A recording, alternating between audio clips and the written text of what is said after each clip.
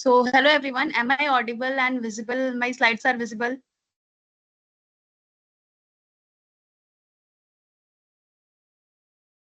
Yes, Please confirm.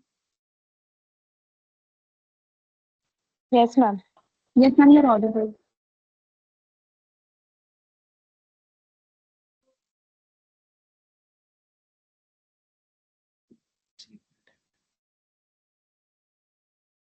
Okay. So we will quickly revise whatever we have studied up till now, and then we will start the role of microbiota in maintaining the immunity of our body. So this will be our main topic of today's session, and this will be the third topic of our second module. So we will quickly solve some question to revise. The question number 1 is, a healthy gut barrier prevents what? Vitamin synthesis, water absorption, nutrient transport, or translocation of harmful pathogens and toxins. D. Translocation of harmful pathogens and toxins. Answer will be what? A, B, C, or D? D.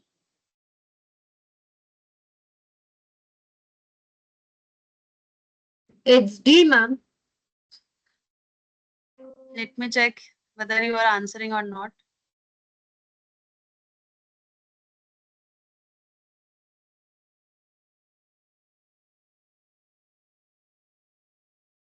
Okay.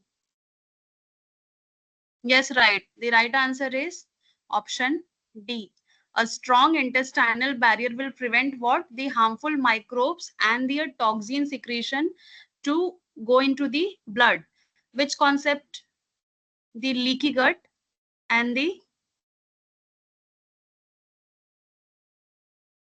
leaky gut and the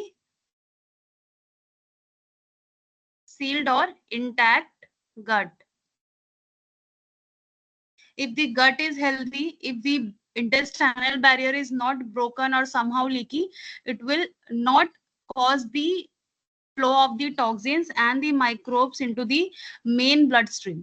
If it will be transported into the bloodstream, then inflammation will occur and the whole body will start reacting towards it. So the disruption of the barrier is known as the leaky gut. Now next question. Which of the following statement is true regarding the gut-brain axis? Gut-brain axis. MGB. Microbiota, gut-brain axis. Gut microbiota have no influence on brain function. This is totally wrong. So this will be an wrong option. It has a greater impact on the brain. In fact, the gut microbiota is regarded as the second brain of the body. Second brain. So this option is totally wrong. Now the next option is the vagus nerve is involved in gut-brain communication. And this is the correct one. The gut and brain communicate only through blood circulation. No, this is wrong. There are so many communicators and mediators, neurotransmitters, through which the gut microbiota and the brain communicates through different signaling pathway. Antibiotic improves gut-brain signaling. No, this is not always true. This can be and this cannot be. So the right answer will be the vagus nerve is involved in gut-brain communication, and it involves the bidirectional communication. And which nerve is involved here? Vagus nerve is involved, and microbial metabolites like GABA and SCFA mediates all these communication. And disruption in the axis is linked to the anxiety, depression, and autism. Now, next question. Probiotics are defined as what? Harmful microbe that disrupt gut function, antibiotic used for gut infection, live microorganism that provide healthy benefits to the host, or microbial toxins released during digestion. So, this is a therapeutic approach. If you are having some kind of dysbiosis, it means your normal gut microbiota is disturbed. So what will you take? You will take probiotics. So probiotics means what?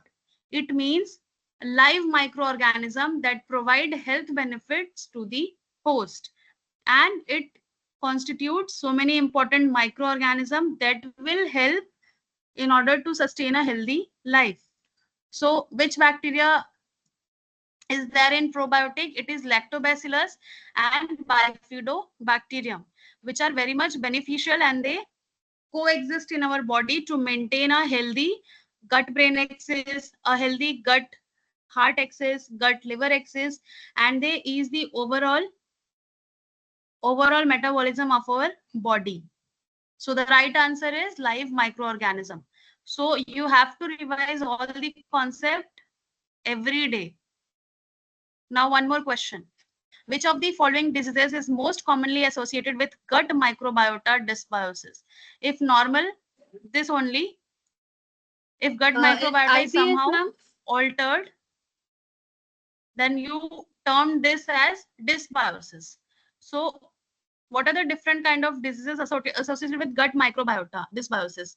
Osteoporosis, type 1 diabetes, Parkinson's disease, or IBS, irritable bowel syndrome.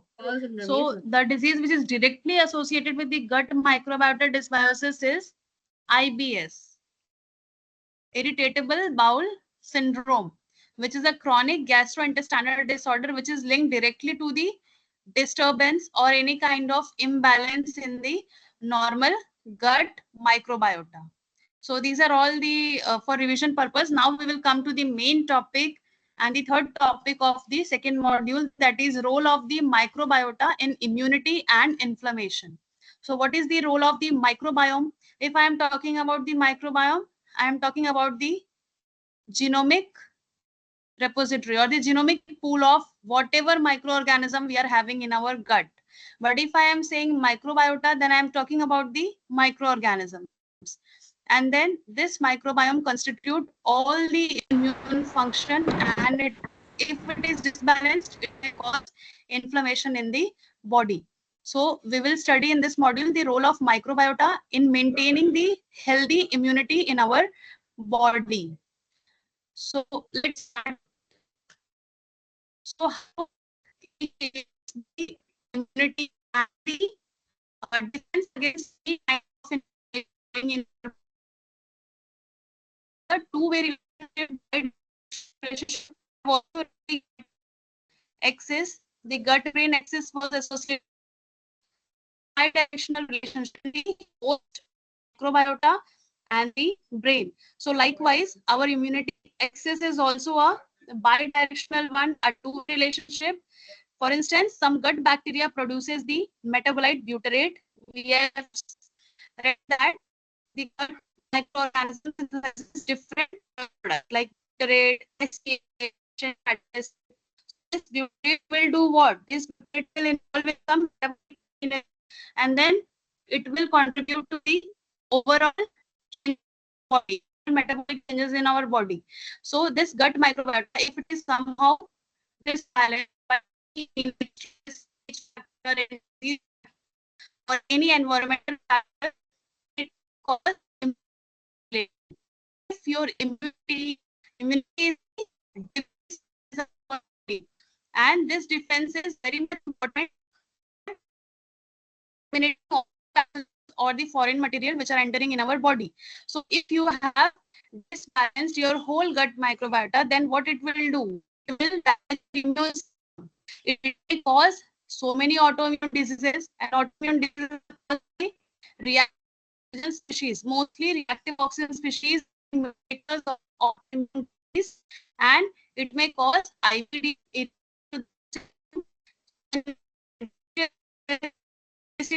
cardiovascular disease, and of the gut biosis. Somehow your gut is disturbed, then it will not providing immunity. You will because you don't have any mechanism to make whatever foreign material which is entering in your body.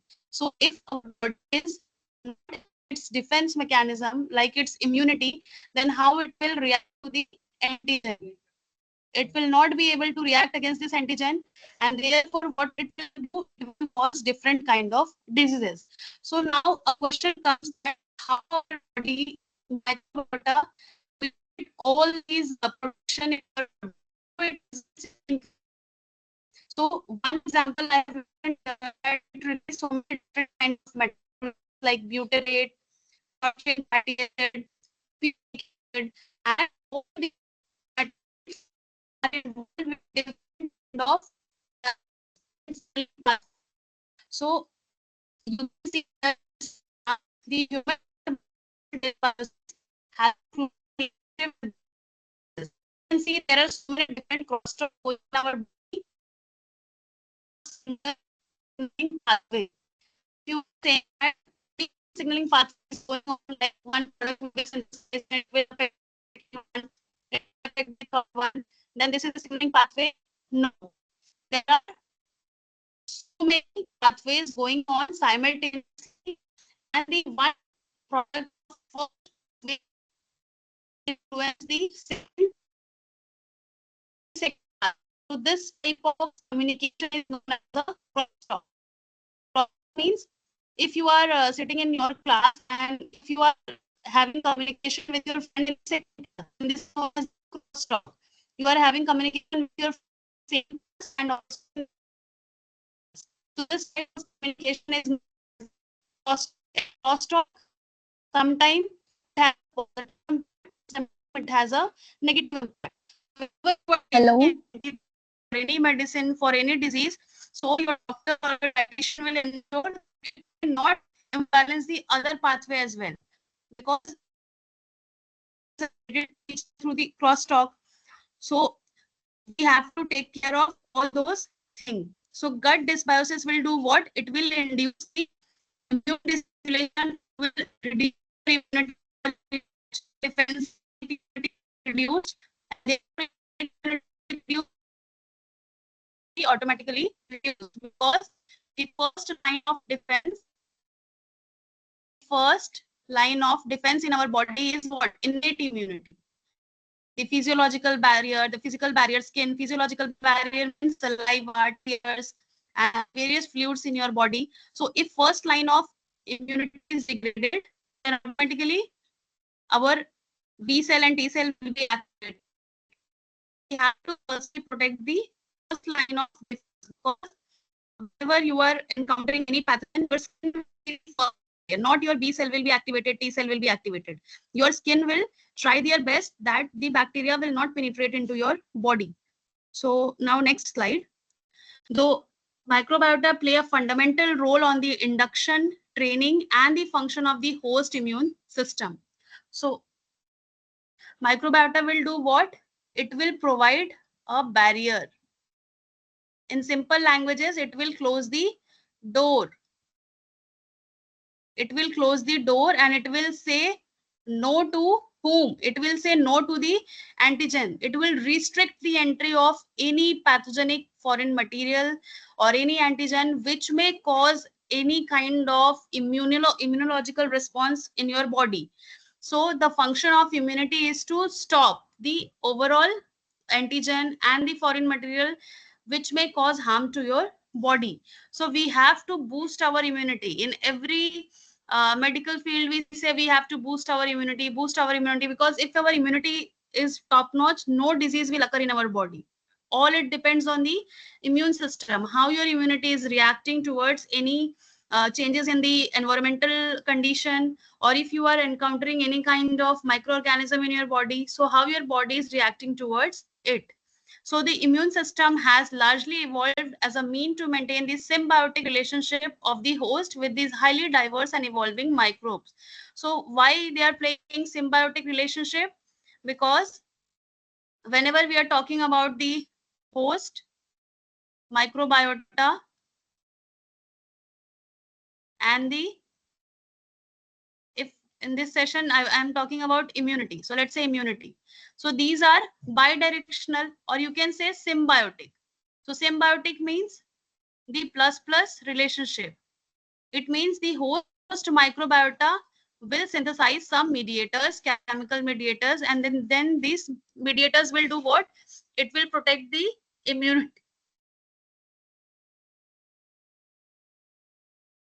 And then these mediators will do what? These mediators will ensure the protection of the body. And in return, what they will get? They will get a homeostasis. They will get homeostasis. Your body will ensure the correct composition of the gut microbiota. Suppose if firmicutes are there, actinobacteria are there, varicomicrobia are there, and bifidobacteria are there. So it will ensure that their composition should be correct, not disbalanced one. So both immunity will do what? It will ensure the correct composition of the host microbiota, and host microbiota will synthesize mediators that will boost the immunity. So this way we can say that this is a symbiotic relationship. यानी दोनों का फायदा है, host का भी and जो हमारा immune system है उसका भी फायदा है. So give and take relationship. Now, when operating optimally, this immune system microbiota alliance allows the induction of protective responses to pathogen and the maintenance of the regulatory antigen. So whatever antigen we are encountering in our body, our immunity, what it has to do is that whether it has to follow some complement pathway. We have complement pathway, different kind of complement alternate pathway in our body to fight against whatever antigen we are encountering. So accordingly, our immune system activates. Now, this line is a very basic line. I include this every time because your mammalian intestine is colonized by trillions of microorganisms, most of which are the bacteria that have co-evolved with the host in a symbiotic. So you have to remember this word symbiotic, because this symbiotic means what? I have used always the symbiotic, coexisting, co-evolved. It means they are not doing these things alone. They are having a give and take relationship. They are boosting our immunity. They are boosting our overall metabolic machinery. They are using our digestive system, our digestion process, and overall they are maintaining a equilibrium in our body, a homeostasis in our body. So in order, what they are getting? They are getting an equilibrium, or the what to say, equal composition of the right composition of the microorganism group. We have studied that there are 4 different groups of microorganism in the gut microbiota. So our other axis, like the gut brain axis, the gut liver axis, the gut digestive system axis, and the overall different axis ensures the correct composition of the microorganisms in our gut microbiota. So therefore, you will use the term symbiotic relationship, because no one can play the role of only getting benefited and they are not giving anything to you. Now, a principal function of the microbiota is to protect the intestine against colonization of exogenous pathogens. Now see, the major role of microbiota is to protect our body against different kind of antigens. So the antigens are the antagonist for our body. They are the villain for our body. They will cause harm to our body. They can degrade our first line of defense. Then they will invade our body, and they will show different immunological response, and it will result in different infections as per the pathogen we have encountered. So all it depends on the immunity against what? Immunity against the colonization of exogenous pathogens. We have to just kick out all those pathogens or the foreign material which is triggering our immunity. So every time if our immunity is active, it means if we have an overactive immunity, every time it is involved in so many immunological responses, then it means your body is encountering antigen on a very high rate. So all it is directly proportional. If your immunity is high and it is always active, if your body is constitutively producing antibodies against your any kind of pathogen or foreign material, then it will be that you are very much prone to different kind of antigen, like the people who are having some kind of allergy. So that people will show an overactive immunity, whether they will encounter any dust particle or the fur of any animal skin. So they will start sneezing, they will start coughing, choking. So it means their immune system is overactive, hyperactive, and that is known as hypersensitivity type 4. So there are different kind of things which are going on in our body. So the first mean which is ensured by our gut microbiota is, the first one is do what? They ensure that they should not be colonized in our normal gut microbiota composition. Suppose there are 4 type of microbes living in our body, like firmicutes, actinobacteria, vericomicrobia, and whatever D. So A, B, C, D are the healthy bacteria in our body. So it should be always like this only. No, it should not be like A, B, C, D, and E, F. E, F will always harm your body, harmful for our body. So our immune system, it will do what? It will ensure the only population of A, B, C, D. They will eliminate the population of E and F or whatever be the different pathogens. So they will just kick out the harmful pathogen if our gut microbiota is in healthy state.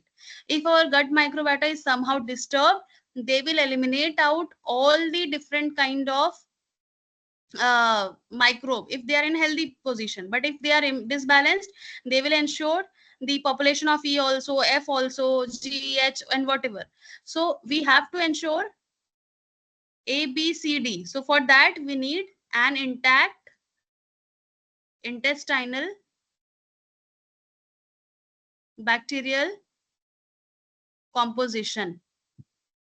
We need a good amount of good bacteria, not the good amount of bad bacteria.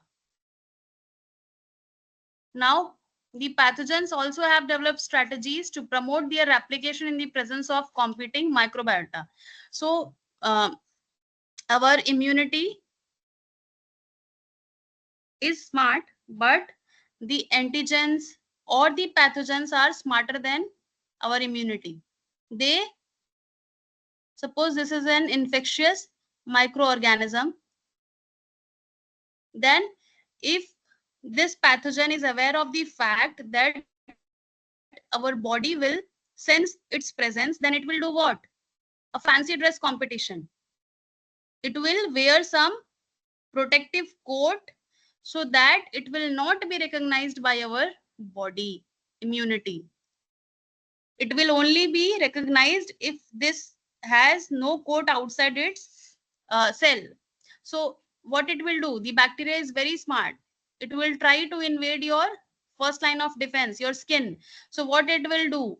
It will adapt one strategy that I will wear some protective coat outside my body. Then the host microbiota will not recognize it as foreign, and everything starts from there only. If your body is not considering any harmful pathogen as a foreign material, if it is considering as self, then it will not show immunity against it. And this is the very bad thing which is going on in our body.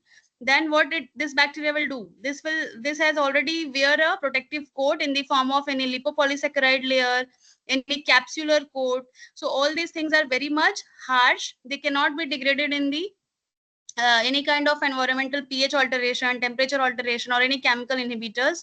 So it will invade our first line of defense. They will just enter in our body, and our immunity will not recognize it as non-self, and it will not trigger any response mechanism against this bacteria because it has already adapted one strategy. Then this will invade our body and this will cause infection of our body.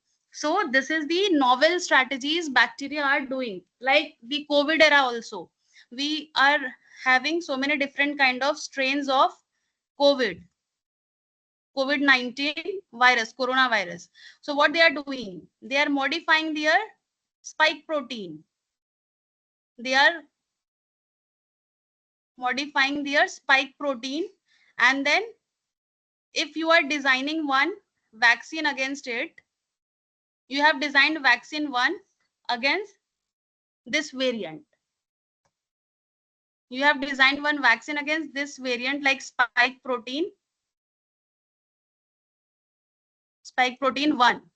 And then this vaccine will be effective against what? This spike protein 1 only, because this is designed for this only.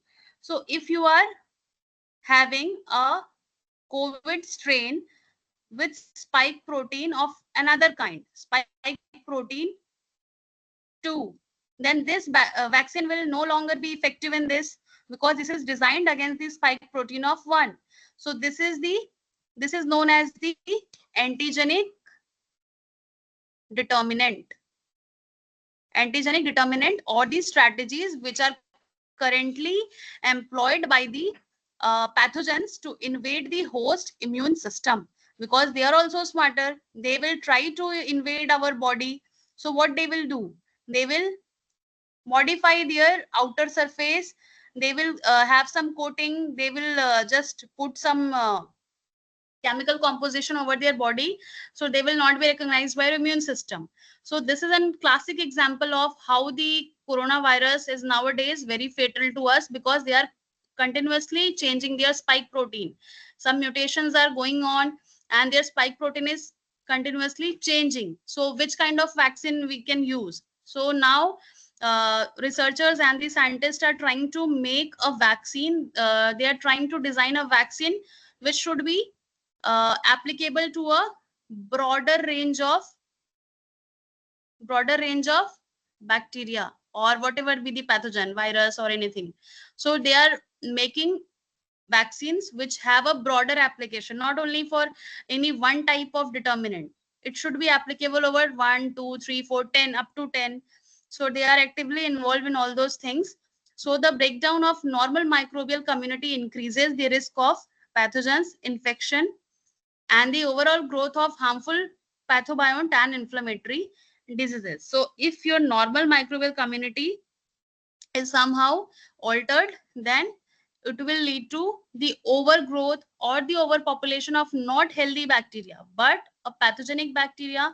This we are studying since the first class, that if your gut microbial composition is normal, there will be low amount of pathogen. But if your gut microbiota is disturbed somehow, then it will also have a pathogenic bacterial group, and it will lead to different kind of inflammatory diseases. So understanding the interaction of microbiota with pathogen is an important thing as per the medical perspective.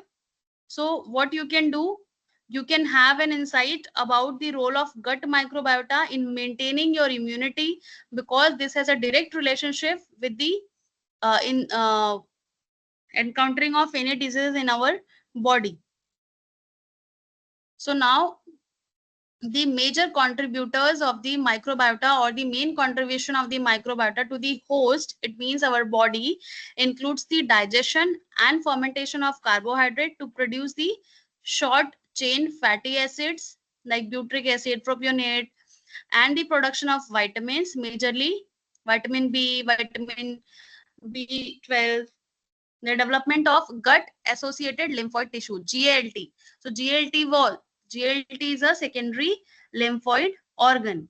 So you all have heard about what? You all have heard about the GALT and the MALT, mucosal associated lymphoid tissue, and the human gut associated lymphoid tissue. So these are the important system in our body which protects the body from invasion in the gut. Like this GALT will ensure to kick out whom? The pathogen. So all these are secondary lymphoid organs. So you can see our gut immune responses that are induced by the commensal population regulate the composition of the microbiota. So if your immunity is acting in a correct way or in an equilibrium, then your gut will always have a commensal population of a good bacteria. And if you are having an altered immunity or a weak immunity, or if you are if you are an immunocompromised individual, then your immunity will be very much lower, and the overall composition of the healthy gut bacteria will be disturbed, like the composition of F by B ratio. Firmicutes to bacteroidetes ratio will be somehow altered. So this, we can say that a complex interplay between the host immune system and the microbiota is necessary for the gut homeostasis. So here I have also used the term mutualistic relationship or a symbiotic relationship between the host and the microbiota. So you always have to use the term coexist, co-evolved, mutualistic, and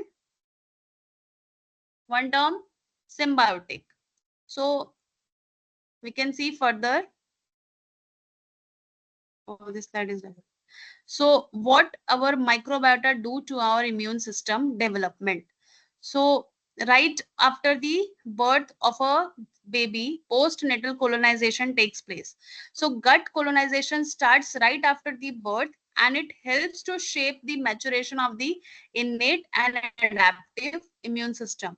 Right after the birth of a baby, it will receive the healthy gut microorganism composition from the mother. Now, this has also been true in different experimental model like the germ-free animals. Mice raised in sterile condition have underdeveloped Peyer's patches, lymphoid follicles, and impaired IgA production, emphasizing the microbiota role in immune education. Now, you can see the germ-free animals which are living in the sterile condition. If they are not encountering any microorganism, then their body have an underdeveloped Peyer's patches, lymphoid follicles, and impaired IgA production. In short, if they are not encountering any kind of antigen, then how they will produce antibody? It is very simple. If your body is encountering antigen, it will synthesize antibody. If your body is not encountering any antigen, then no antibody production will be there. So this is the same thing in this line, that if your body this we can understand from if you are having a tool in your home, like what to say, any tool, any hardware tool, if you are not using it, it will be blunt. Like people say, use it, otherwise it will be damaged, or its sharpness will be decreased. So likewise, if your body is not encountering any kind of pathogen, then your organs which are involved in boosting the immunity will also be impaired or underdeveloped, because it requires the encounter.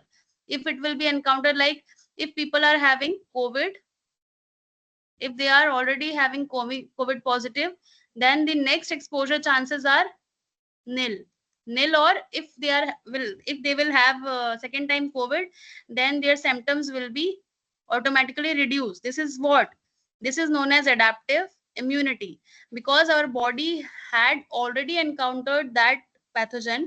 So our body will have a term which is known as immunological memory. Our body will say, what, this, we have encountered this antigen previously, then we are ready to fight against it for the second time. So your body will take no time to react against it, but for the very first encounter, our body needs time to prepare against it. Because suppose if you are having a class test without any information, then it will you will do what? You will prepare for it. If you are having uh, the information that what exactly is the date of the exam, if you are having 2 days for that, you will do so much of preparation. But if you will give that exam, you will be automatically experienced, and you will say, I will take care if it will happen in another 1 hour or 2 hours. So it depends on the immunological memory. If our body will encounter it for the second time, it will start processing that this bacteria is already there in our body previously. We can have some immunological response towards it within an hour, within a few seconds. So this is known as the memory. So our gut microbiota role in immune education is very, very important. So our gut microbiota role in immunological memory or immunity is very much important. They are known to develop the lymphoid organs of our body so that they can produce the required level of antibody.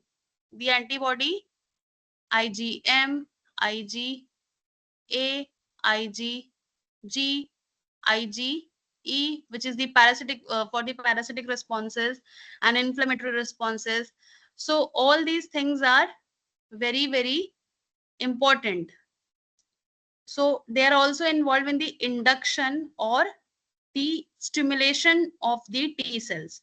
So certain gut microbes regulate the regulatory T cells, and they are the important tools for fighting against any kind of infection. So you can see how the role of microbiota is there in our body. It maintains the overall stimulation of our immunity against the different kind of pathogen. So we are having T regulatory cells. We are having TC cell. We are having T helper cell. The T cell variants are TC cell, T cytotoxic cell, T helper cell, and also we are having third variant, that is T regulatory cell, which are a specialized type of immune cell. And what is its role? It play a crucial role in maintaining the immune balance and preventing the autoimmune diseases. So this is for the potential therapeutic applications. Like this has role in do what? It will prevent the immune system from overreacting and attacking the body's own cells. So in which a disease our body reacts against our own cell, it is known as autoimmunity autoimmunity autoimmune diseases. So in autoimmune diseases, the role of T regulatory cell is very important. And apart from this, the major role is of TC cell and T helper cell. But T regulatory cell is activated when we are encountering any kind of autoimmune diseases, when our body is recognizing our own cell as a foreign material or a pathogen, our own cell, they are considering it as a villain. So at that time, T regulatory cells are activated and they confirms that no, don't react towards it. These are our own cell, these are our helper cell. So this is very much important in regulating our immune responses, and they can target both innate and adaptive immune cells. So all these are important. So how this T regulatory cell work? Obviously, in our body, everything is taken care by releasing some kind of chemokines, cytokines, example chemokines. So they release different kind of interleukins and the different kind of factors which are responsible for the cell to cell contact. So T regulatory cell can directly interact with other immune cell and they can therefore influence the overall function. And also they can modulate the antigen presenting cell, APCs. They can influence the APCs. So T regulatory can alter the behavior of the APCs, which are important for initiating any immunological responses. So all these are in a very controlled and coordinated manner. So now see, this is an important one, the role of microbiota in our immunity and inflammation. So we are having different kind of mechanism in our body to protect your body from different kind of pathogens.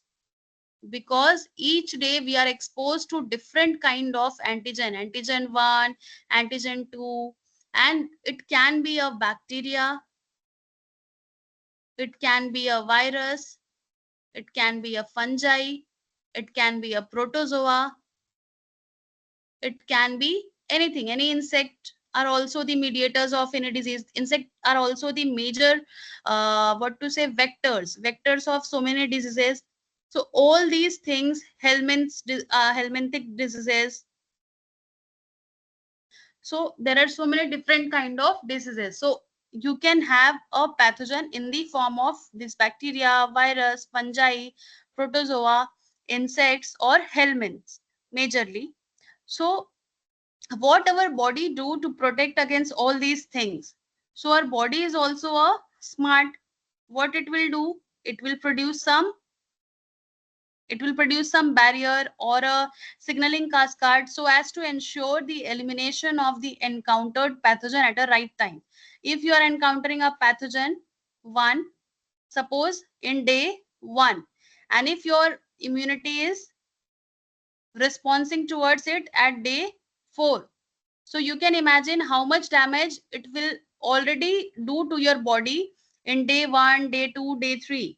So all you need to do is you need to boost your immunity at a right time. Our body takes care of everything in a controlled and coordinated manner. Suppose if our body is encountering antigen in day 1, so it will have a incubation time. Obviously, when your body is encountering a pathogen in day 1, it will not show any symptoms on the same day. It will show symptom on the second day, on the third day. So all it depends on the incubation period of the antigen. So if it is lower, less than 24 hour, it will be a very, very highly infectious pathogen. If it is more than 72 hours, it is a slow reacting pathogen. So your body will be prepared accordingly. So if you are having a very hyperactive antigen, then your body needs to produce, or it needs to take action against it within an day, within a 24 hour. So all these things are very, very important. So our body have a barrier maintenance thing, a physical barrier are there, innate immunity, adaptive immunity, and an anti-inflammatory effects. So overall our body adapts all these 4 mechanisms to boost your immune power, to boost your immunity to fight against different pathogens. So in barrier maintenance, what it ensures? It ensures the tight junction proteins and the mucus secretion. This concept, leaky and the intact one. So if your epithelium is intact, nothing can penetrate this. So they ensure that if one cell is here, one cell is here, if there is gap, anything can penetrate into this, anything can translocate from here to here. But if the cells are like this, if they have a tight junction, so what it will do? It will not allow anything to pass through. If you are if we are having a lunch in the plastic box container, so if the lid is not properly sealed, then everything will be spilled out. So likewise our cell takes care that nothing should be leaky. They take care of everything. So there are so many different tight junction. The tight junction ensure that nothing, no any fluid should be leaked out, no any protein should be leaked out. And the mucus secretion. So mucus secretion do what? It repels the bacteria. It will not allow the bacteria to invade the cell. It will stick over it. The mucus will do what? It will be, if an antigen 1 is trying to invade the cell, it will be sticked onto this layer, sticky layer. So they are doing this through the mucus secretion and the insurance of what? They ensure the correct role of the tight junction, the intact tight junction. Now the second one is innate immunity. So the innate immunity will do what? It will trigger the pattern recognition receptors like TLR, toll-like receptor, and the NLR. So the pattern recognition receptors are what? They are specialized protein that play a crucial role in the innate immunity we are having in our body. So they recognize the conserved molecular patterns of the pathogen and damaged host cell. So the pattern recognition receptor will do what? They will recognize the PAMPs, pathogen associated molecular pattern. So if they will recognize the PMPs of the damaged host cell or the pathogen, then they will start the immunological responses. So PRR act as what? PRR act as a they are acting as a receptor. They can sense the changes in the pattern of any antigen. Suppose if an antigen is having this kind of pattern on its surface, the rhombus like or quadrilateral, whatever. So if our immune system is having receptor like this, they can easily sense this, that yes, there is a bacteria, there is a pathogen which are having this kind of PMPs, pathogen associated molecular pattern. So they need to recognize the pattern. If you can recognize the pattern, then our body can react against it. So this has a direct role in providing the or boosting our immune system. Now our body is having different kind of thing which is known as the adaptive immunity. So if barrier maintenance is spoiled, if innate immunity is also invaded, what other thing in our body will be active? So there is third one, adaptive immunity. Yani barrier innate fail ho gaya, so what it will do? It will boost the third line of defense, that is the adaptive immunity, which is the brahmastra of the overall immune system. If our innate immunity will be failed, immunity is we inherited it by birth. So what our body will do, it will activate the major protagonist of the overall immune system.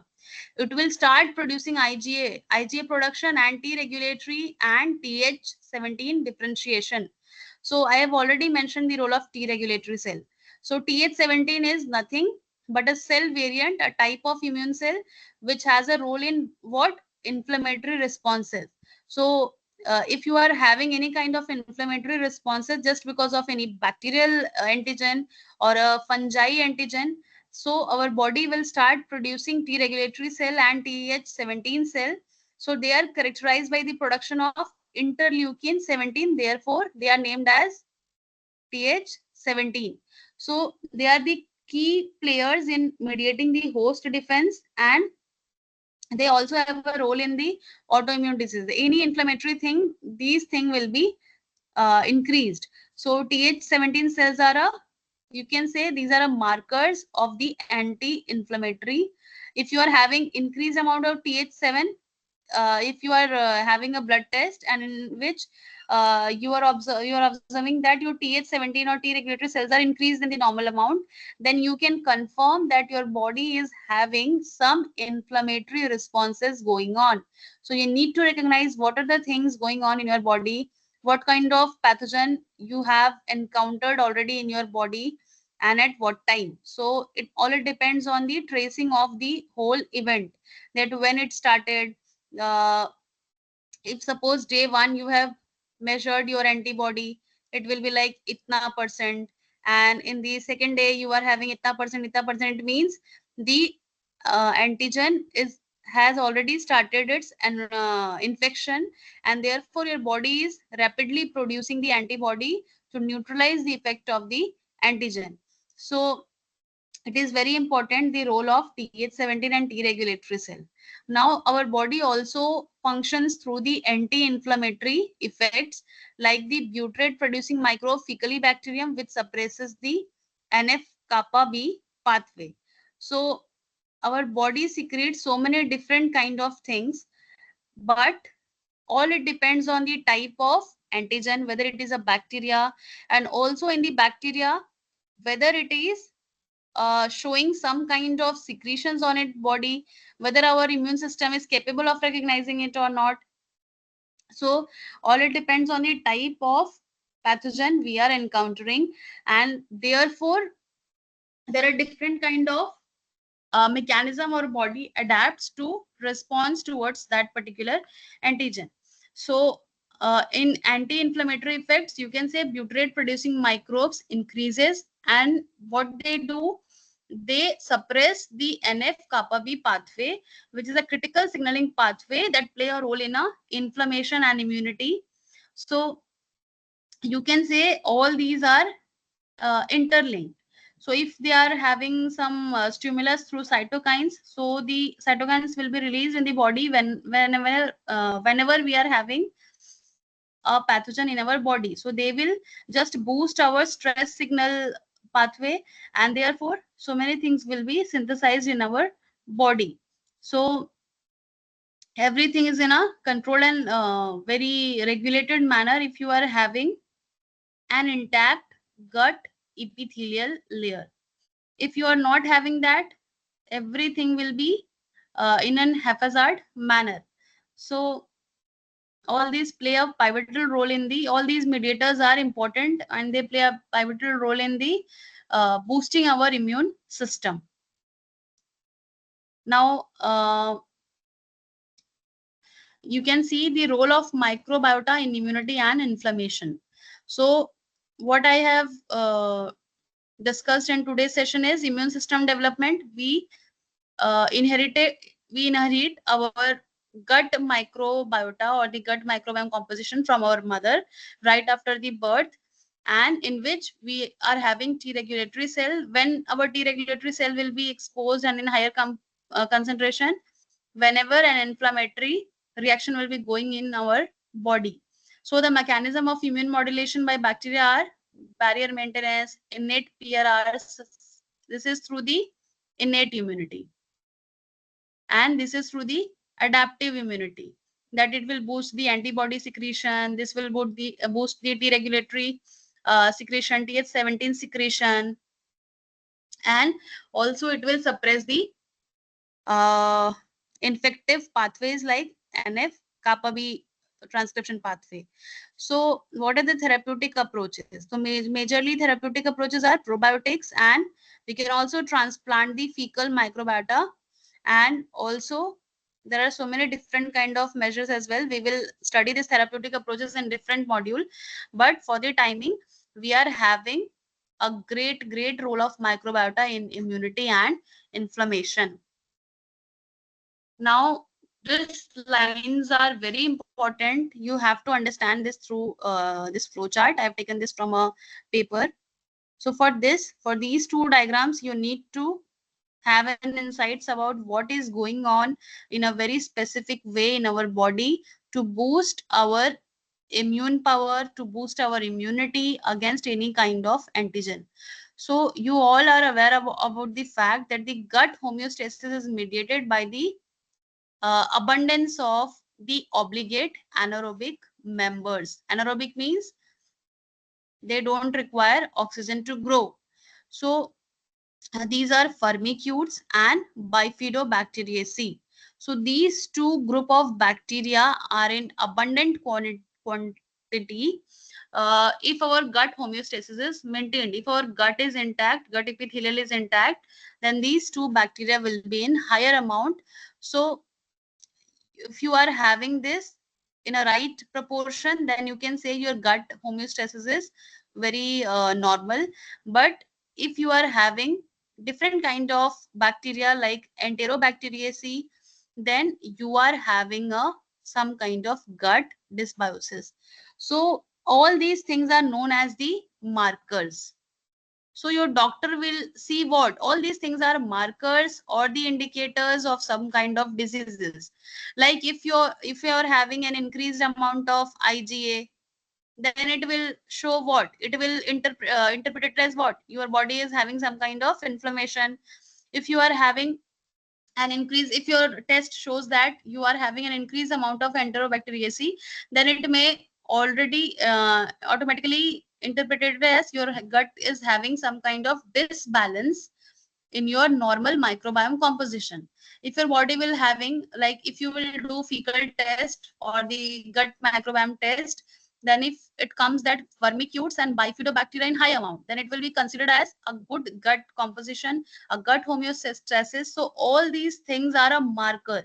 Try to have an look on different diagnostic results, reports, because through this also